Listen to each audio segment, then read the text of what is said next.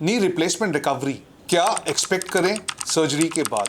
Knee replacement करवा लिया है या प्लान कर रहे हैं, लेकिन रिकवरी में कितना टाइम लगेगा? क्या पहले दिन से ही चलना पॉसिबल है? इस वीडियो में हम बता रहे हैं हर रिकवरी फेज वीक 1 से 6 महीने तक, इसका ब्रेकडाउन, प्रोग्रेस के टिप्स और सबसे इम्पॉर्टेंट बात, कौन से सिग्नल्स पर तुरंत डॉक्टर को दिखाना चाहिए। हाय, मैं डॉक्टर गौरव गुप्ता, एक ऑर्थोपेडिक सर्जन हूँ जो बर्लिन जर्मनी में ट्रेंड हूँ।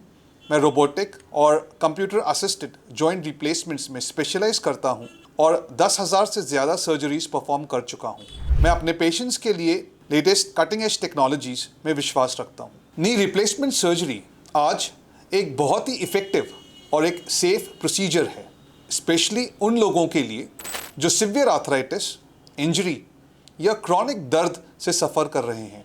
लेकिन सर्जरी के बाद रिकवरी का प्रोसेस समझना बहुत ज़रूरी है।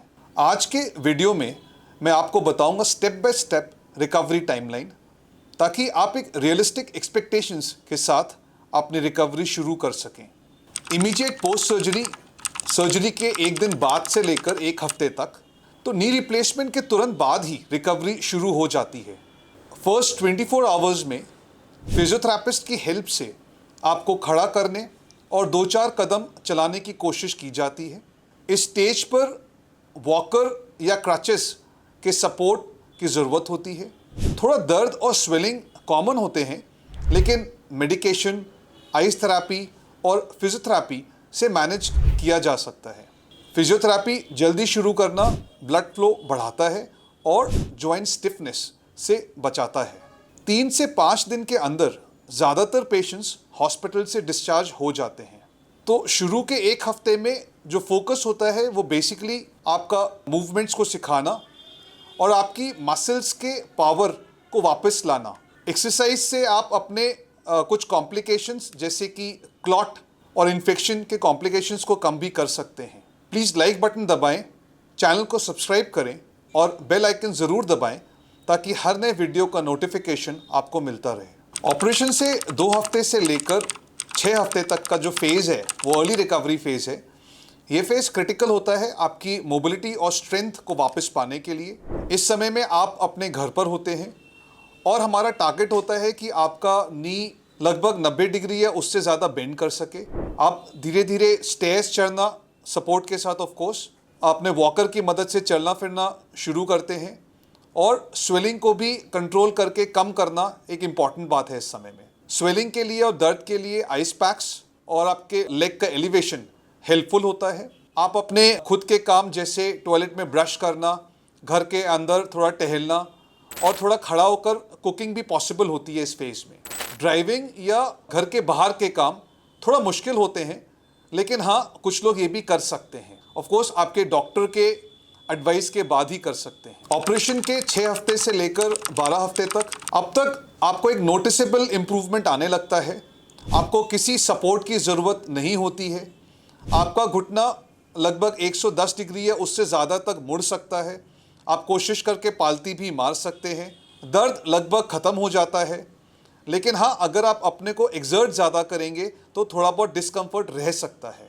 आप डॉक्टर की सलाह के बाद ड्राइविंग शुरू कर सकते हैं, घर के बाहर के काम कर सकते हैं, अपने घर पे खड़े होकर किचन में काम कर सकते हैं, शॉपिंग, और अगर आपका डेस्क जॉब है तो वापस वो भी शुरू कर सकते हैं। रिहैबिलिटेशन को सीरियसली लेना यहाँ भी बहुत ज़रूरी है।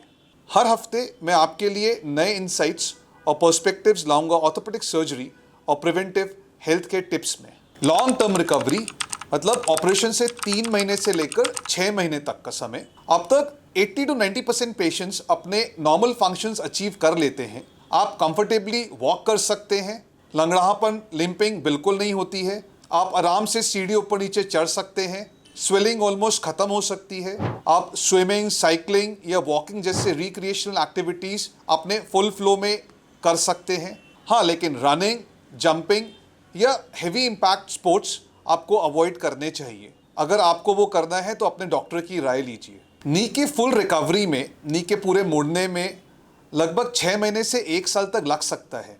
पेशेंट्स की एज और हेल्थ पे यूजुअली डिपेंड करता है। तो कुछ फैक्टर्स हैं जो रिकवरी पर इफेक्ट कर सकते हैं, जैसे आपकी ओवरऑल हेल्थ, आपकी एज, आपके शरीर का वजन, ऑपरेशन से पहले आपके घुटने में कितनी खराबी थी, आप फिजियोथेरेपी रेगुलरली कर रहे हैं या नहीं कर रहे हैं। अगर डेफिनेटली बॉडी वेट ज़्यादा होगा तो स्ट्रेस भी ज़्यादा पड़ेगा, आपका चलना फिरना लेट शुरू होगा, आपको डायबिटीज़ या कोई और क्रॉनिक कंडीशंस हैं। पेशेंट्स अगर फिट होते हैं तो उनका रिकवरी भी बहुत फास्ट होता है। तो स्मूथ रिकवरी के लिए क्या टिप्स हैं? अपने डॉक्टर के इंस्ट्रक्शंस को फॉलो करो, फिजियोथेरेपी स्किप बिल्कुल मत करिए, आइस पैक से और लिम्ब एलिवेशन से स्वेलिंग को कंट्रोल करें, न्यूट्रिशियस डाइट लें, हीलिंग के लिए बहुत ज़रूरी है, और पेशेंस रखें।